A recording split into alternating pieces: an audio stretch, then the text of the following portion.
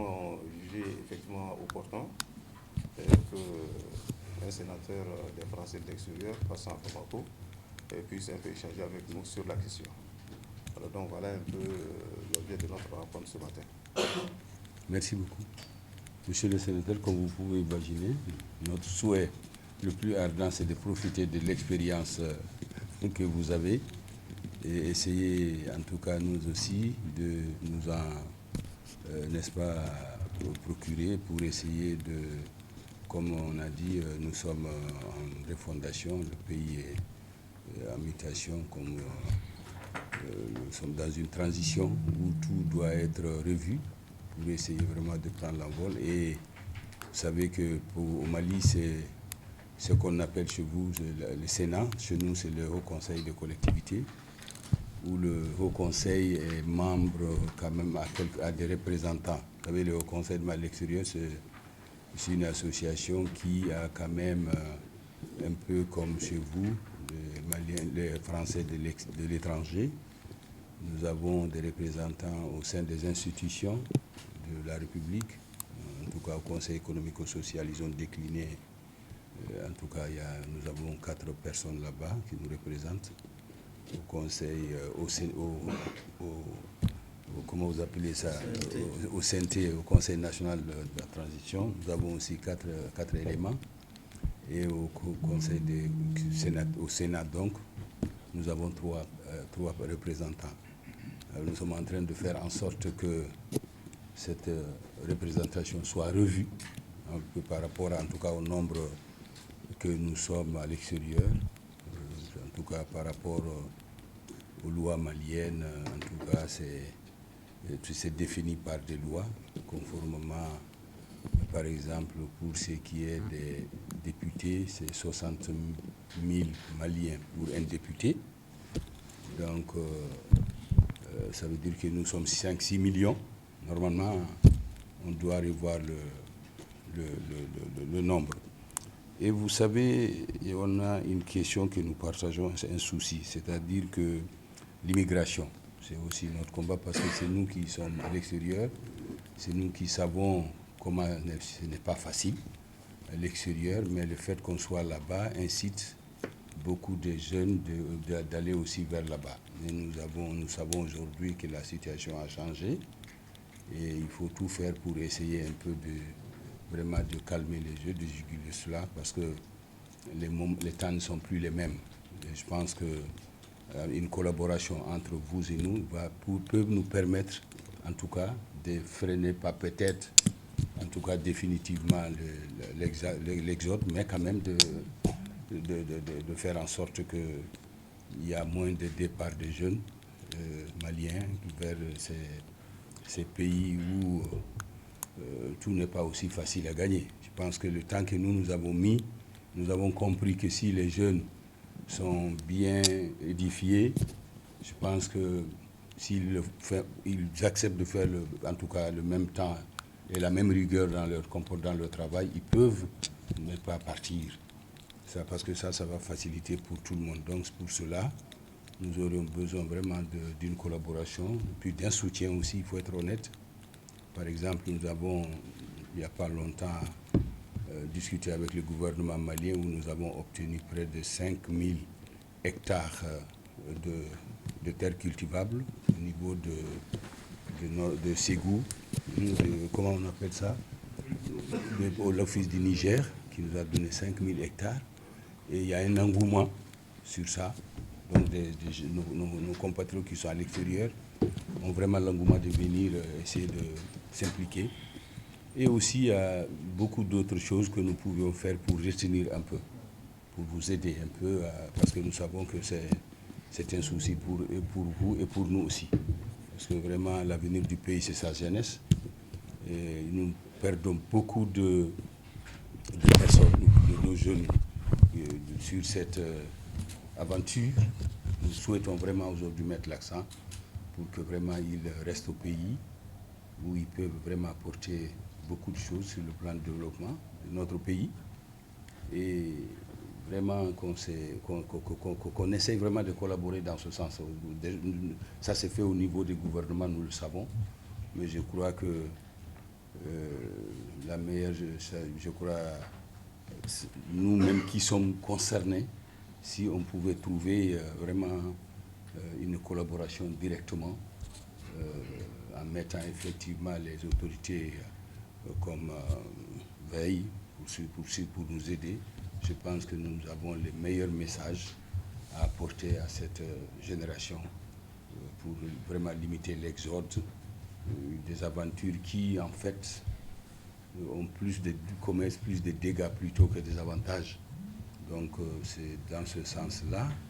En tout cas, nous souhaitons profiter de toute expérience que vous avez, nous le savons, pour essayer de faire à peu près comme vous, afin vraiment de permettre non seulement, si nous rentrons dans ces différentes institutions, en tout cas notre combat c'est de défendre vraiment surtout que nos jeunes compatriotes, on a besoin d'eux au pays, donc et aussi nous aider vraiment comment on peut faire pour limiter tout cela. Donc pour préserver l'amitié entre ces peuples, entre nos États, nos autorités. Donc il faut vraiment qu'on les aide, nous qui sommes responsables en partie aussi de cela. Donc puisque nous sommes responsables pour être partis, nous pouvons aussi donc être peut-être contributeurs pour calmer le jeu. Donc voilà d'entrée ce que moi je peux vous dire, c'est ce qu'on attend de vous. C'est vraiment, nous sommes une organisation jeune qui, sur ce plan-là, même si nous sommes nés depuis 90, mais les choses ont beaucoup évolué et nous voulons donc profiter de vous déjà qui êtes en avance sur nous, afin de bénéficier de votre expérience. Voilà ce que je peux dire d'entrée, en vous réitérant encore vraiment de remerciements d'être venu nous rendre visite ce matin et vous dire le plaisir qui est le nôtre de vous avoir parmi nous. Merci, M. le Sénateur.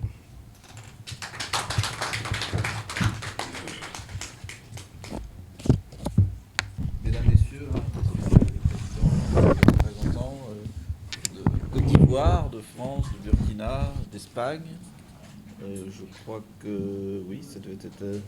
et puis de cet accueil et de ce retard. Alors permettez-moi de présenter d'abord ma délégation d'une certaine manière. D'abord Babette Sidibé, qui est l'une des 3 représentantes, la conseillère des Français de l'étranger du Mali. Parce que nous avons des conseils consulaires auprès de chaque ambassade et poste consulaire dans le monde. Cela fait 130 conseils consulaires, circonscriptions électorales. Et en fonction de la population française dans ces circonscriptions, nous avons de 1 à 9 conseillers des Français de l'étranger. Au Mali, il y a 3 conseillers des Français de l'étranger et Babette est l'une des 3. Merci beaucoup. Et Ania, qui est la présidente de l'association. Alors nous ne parlons pas de Français de l'extérieur, hein. Nous parlons des Français du monde, qui est l'association de gauche des Français qui vivent hors de France. Et Français du monde veut dire à la fois Français de l'extérieur, mais aussi citoyens du monde. Parce que vous le savez, et probablement beaucoup d'entre vous ici sont dans la même situation, beaucoup des Français qui vivent hors de France, mais beaucoup des Maliens qui vivent hors de France. Et quand on est ici, voilà, les deux se rejoignent. On a souvent plusieurs nationalités, plusieurs identités. Et par conséquent, on constitue des ponts entre nos deux pays. Notre pays d'origine, notre pays de résidence, et ça relève de la première génération, mais nos enfants, ou la deuxième génération, c'est encore différent. Et donc, nous essayons avec nos institutions, s'appuyant d'abord sur les conseils des Français de l'étranger, et puis l'Assemblée des Français de l'étranger, qui regroupe un certain nombre des conseillers des Français de l'étranger de l'ensemble du monde à Paris 2 fois par an, d'évoquer ensemble les questions qui touchent les politiques publiques, qui touchent les Français qui vivent hors de France. Et nous avons la chance en plus, depuis la fin de la Deuxième Guerre mondiale au Sénat et depuis une dizaine d'années à l'Assemblée nationale, d'avoir des parlementaires, et j'en suis l'un, à la fois à l'Assemblée nationale et au Sénat. Et ça permet en fait de donner aux Français qui vivent hors de France la possibilité de participer totalement à la vie de la nation. Participer à la vie de la nation, j'allais dire, sous deux formes. D'abord, participer au débat et aux délibérations nationales au Parlement. Et deuxièmement, comme les autres nationaux, pouvoir exprimer au sein du Parlement les besoins et les remarques sur les politiques publiques qui nous concernent. Que ce soit en matière d'affaires consulaires, en matière de sécurité, en matière d'affaires sociales, en matière d'éducation, qui sont, vous le savez, des sujets sur lesquels, quand on vit à l'étranger, on a quand même besoin d'un rapport avec son pays d'origine. Et pour faire vivre, finalement, sa citoyenneté française hors de France. Et pour vous, c'est la même chose. Définir aussi, trouver des solutions, trouver de manière associative avec ANIA, trouver en politique publique des moyens de répondre aux besoins que les Français peuvent avoir hors de France. Et c'est ce que vous faites aussi, j'imagine, au sein de chaque conseil, de chaque pays. Et donc, c'est ce que nous essayons de faire, et au Sénat, de porter cette parole. Porter cette parole, c'est aussi apporter au Parlement les idées du monde. Comme vous pouvez peut-être, vous essayez de le faire quand vous avez des représentants au Conseil national de la transition, dans les institutions nationales de votre pays. Vous n'êtes pas simplement là pour défendre les intérêts des Maliens de l'extérieur. Vous êtes aussi là pour dire ce qui se passe ailleurs et permettre au pays de mieux s'en sortir. Que ce soit, et depuis 2 ans avec la crise sanitaire, les échanges d'expériences sont essentiels et sont notre rôle. Et vous le savez combien, que ce soit sur ce sujet de la crise sanitaire ou sur d'autres, combien finalement être allé voir ailleurs et faire participer ceux qui sont restés à ce qu'on a observé fait partie des outils du développement. Et fait partie des outils de développement, que ce soit en matière de financement et que ce soit en matière de formation.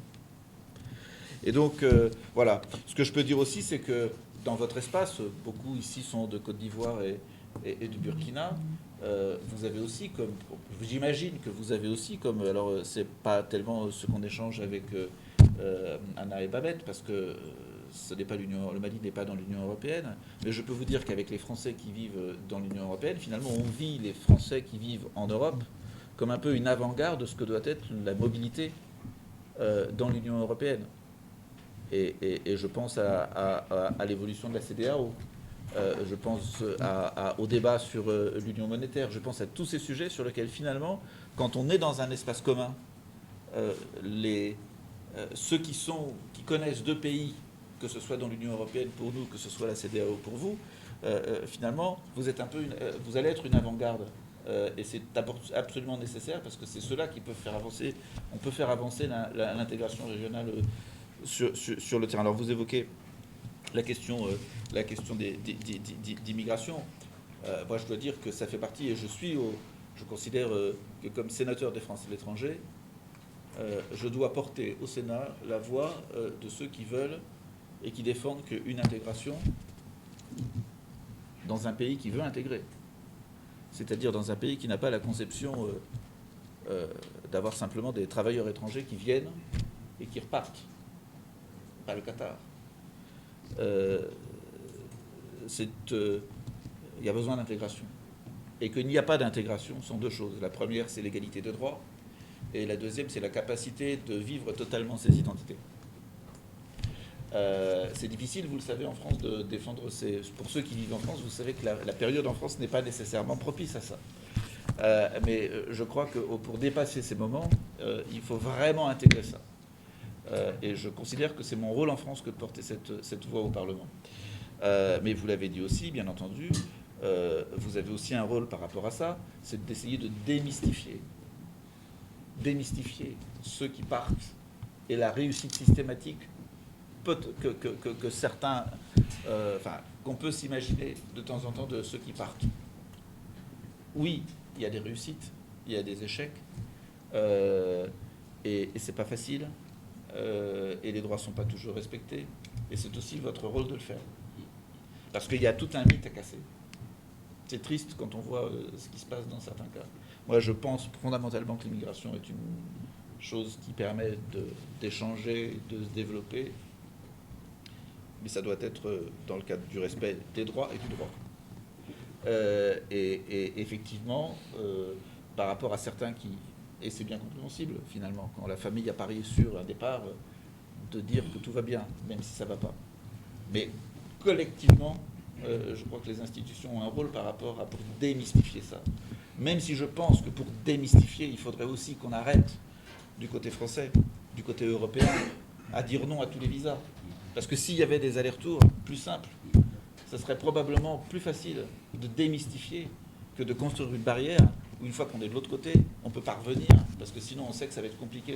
Voilà, il y a tout ça à revoir, mais chacun a un rôle. Malheureusement, on a beaucoup de retard, donc je pense qu'on ne pourra pas rentrer sur tous ces sujets maintenant, mais en tout cas, je voulais vous dire ma disponibilité à continuer. Je suis certain aussi de la disponibilité des conseillers consulaires et de Français du Monde à continuer cette réflexion avec vous ici, et aussi la mienne, à pouvoir évoluer, à discuter de ces sujets en France de manière tout à fait... enfin voilà, ceux qui vivent en France, considérez que je suis aussi un peu votre parlementaire, et que je suis tout à fait à votre écoute et qu'on peut tout à fait envisager de continuer de manière un peu plus structurée et un peu plus longue que par simplement une visite de courtoisie, aborder tous ces sujets.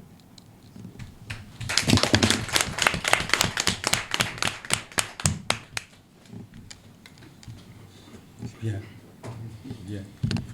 Nous avons été ravis. Ces quelques conseils que vous venez de décrire. Effectivement, en quelques mots, vous avez tout dit. Et le rôle qui est le nôtre, qui est le vôtre.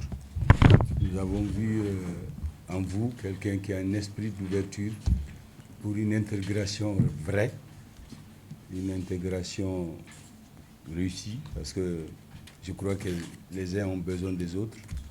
Aujourd'hui, nos peuples ont tellement de choses communes que dire que, comme vous l'avez dit, surtout la partie que je retiens, moi je me rappelle quand on partait à l'époque en France, nous les ressortissants des pays francophones, vous arrivez à Paris, on vous met le visa, vous partez, vous sortez. C'était fluide. Bon, mais effectivement, aujourd'hui, les conditions strictes, les difficultés d'obtenir les visas font que c'est très compliqué. Surtout que lorsqu'il y a des demandes de visa, les maigres moyens que les gens utilisent, qu'ils avaient aussi pour demander ces visas, on les refuse le visa, on ne les retourne pas cette petite manne-là, qui, quand vous regardez au fond dans une année ce que ça représente comme manne, moi je crois que ça aussi, ça mérite quand même d'être discuté. Bon, je crois que c'est à un autre niveau, mais comme vous êtes notre porte-parole auprès de votre institution, sachez que tout le monde n'a pas envie de voir l'exode de nos jeunes. Ça, je vous assure que nous allons mettre tout ce qui est en notre possible pour vraiment toute aide aussi venant de vous, vraiment est salutaire à notre niveau, parce qu'aujourd'hui, notre combat, c'est vraiment dissuader, vraiment parce que nous avons beaucoup de pertes, comme on a dit, surtout vers la zone, comme vous le savez, vers la Méditerranée, où sur 10, c'est peut-être 3 qui arrivent. Et ça n'arrange ni l'Europe, ni nous autres. Donc vraiment, c'est pourquoi nous avons mis l'accent sur la future vraiment collaboration, qu'on se parle, pour essayer au niveau des associations. On a parlé avec elle. Elle a des idées formidables, et que vraiment, lorsque nous allons, en tout cas, mettre quelque chose, qu'elle puisse mettre ça à votre disposition afin que vous nous aidez, vraiment à vous aider.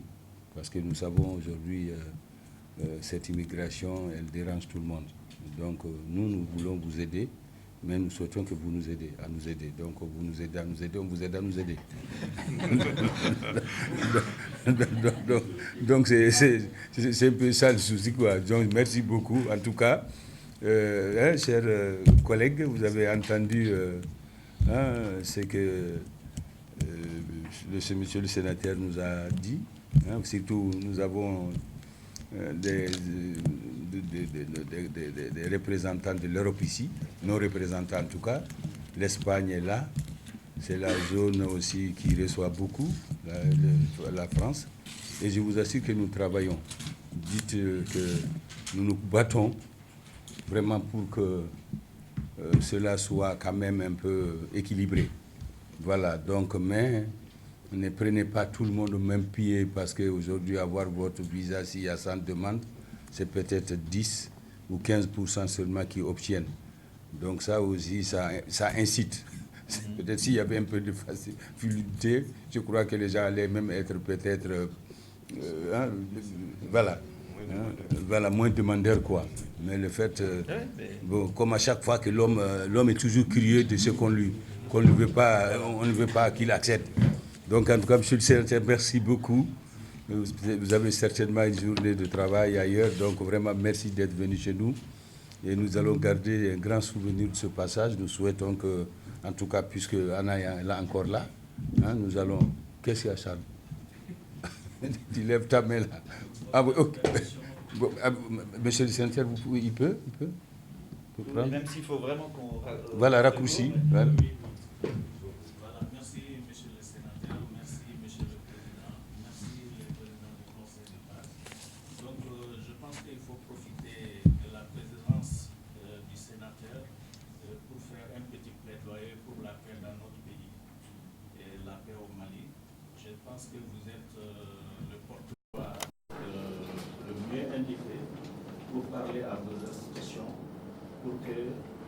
De coopération puisse les faire dans notre pays. Vous êtes sans savoir que la pauvreté, l'insécurité, le manque de développement sont l'antichambre de l'extrémisme violent et de l'immigration. Je pense que toute politique sociale, toute politique d'immigration sans la paix sont des efforts voués à l'échec. Donc j'en appelle vraiment que vous soyez notre intercesseur auprès des autorités pour qu'on aide notre pays à recouvrer vraiment la paix. En 2012-2013, on avait beaucoup d'homonymes de M. François Hollande, de M. Damien Poitou. Aujourd'hui, en 2021, nous sommes tentés à faire changer de nom à ces enfants à qui nous avions donné auparavant le nom du président Hollande et la première victime de cette guerre, M. Damien Poitou. Donc cela suppose qu'au sein de la jeunesse, au sein du peuple malien, il y a un doute qui s'installe par rapport à notre coopération. Nous sommes des amis français et maliens, mais par rapport à la politique française menée au Mali, nous commençons à avoir des doutes. C'est pourquoi, monsieur le sénateur, je vous invite à être notre porte-voix auprès du premier responsable français pour que la paix revienne dans notre pays. Et je vous remercie. Et donc il ne s'agit pas de dire que c'est d'un côté, que c'est le gouvernement malien ou le gouvernement français. Et je le dis d'autant plus librement que je suis dans l'opposition en France. Donc je n'ai pas envie de défendre le président de la République tous les jours, je ne suis pas là pour ça. Mais chacun doit faire ses choses. Et la paix au Mali, elle dépend d'abord des Maliens. Oui. On est là pour aider si vous voulez. Oui, merci beaucoup, c'est clair. Alors donc, je crois que la séance, on va lever. Merci, monsieur le sénateur. Merci, Anna. Merci Madame Fondé. Vraiment. Merci à tout le monde. Voilà. Oui. Bon, merci beaucoup. Comme vous le savez, la France et le Mali entretiennent des relations dans tous les domaines. Et ce matin, donc, nous avons eu l'honneur d'avoir la visite de courtoisie du sénateur donc des Français de l'étranger. Donc je pense qu'il est tout à fait normal que lorsque un sénateur français de l'étranger arrive au Mali, qu'il rencontre le Haut Conseil des Maliens établis à l'extérieur. Donc nous nous sommes rencontrés, nous avons discuté des problèmes en tout cas du Mali et de la France aussi. Alors donc les discussions sont portées sur en tout cas l'expérience que nous souhaitons avoir par rapport en tout cas eux déjà qui sont en avance sur nous, puisque comme vous le savez, le Haut Conseil de Mali extérieur a des représentants au niveau du Haut Conseil des collectivités, et ce qui correspond en tout cas à l'institution française appelée donc le Sénat. Et surtout que dans les futures réformes, en tout cas pour notre pays, il n'est pas exclu que le HCC, donc le Haut Conseil des collectivités, soit érigé en Sénat. Donc déjà, nous avons profité de cet échange pour essayer de voir, puisque nous souhaitons être bien représentés dans cette future institution, donc que lui qui est déjà qui soit en avance sur nous, donc pour savoir comment ça fonctionne. Ça, c'est d'une part. D'autre part, nous avons aussi parlé, nous avons en tout cas émis des souhaits, en tout cas des vœux que les Français, parce que c'est quand même un représentant d'une institution telle que le Sénat, qu'il essaye aussi de nous aider, en tout cas, à les aider, parce que nous savons que le problème de l'immigration entre l'Afrique en général et la France pose beaucoup de problèmes. Et donc nous avons souhaité que des discussions soient faites à ce niveau-là pour que chaque partie aide l'autre partie à l'aider. Donc ça veut dire que je pense que vraiment la fluidité sur les demandes de passeport, des demandes qui sont souvent rejetées à tort en tout cas ou à raison, je pense que tout ça pose problème parce qu'il y a une confusion à ce niveau-là sur peut-être 100 Maliens qui demandent un visa, pas tous forcément pour aller rester en France, mais c'est dans le cadre en tout cas non seulement de cet échange entre nos deux peuples qui fait que nous voulons aller, d'autres c'est pour des vacances, d'autres c'est pour les shopping, mais en pêle-mêle nous avons remarqué les rejets absolus en tout cas de cette demande. Donc nous l'avons aussi demandé vraiment de nous aider, de voir dans quelle mesure nous aider afin que nous avons des projets pour encourager nos jeunes à rester chez nous, parce que nous savons nos braves compatriotes qui bravent les océans pour aller vers là-bas peuvent très bien réussir chez nous. Bon, donc si effectivement un accent est mis sur cette coopération, cette aide, je pense que nous pouvons sensibiliser en tout cas nos jeunes, non seulement ceux qui partent de ne pas partir du tout, et surtout ceux qui sont là-bas aussi peuvent revenir avec assurance de trouver ici des boulots, parce que tout, en tout cas aventurier quand même souhaite retourner un jour au pays. Et pour cela, moi je crois que ça se prépare. Donc voilà un peu, entre autres, des questions qu'on a discutées. Et il nous a expliqué un peu comment ils fonctionnent aussi en tant que représentants, en tout cas élus représentants des Français de l'étranger. Monsieur Habib.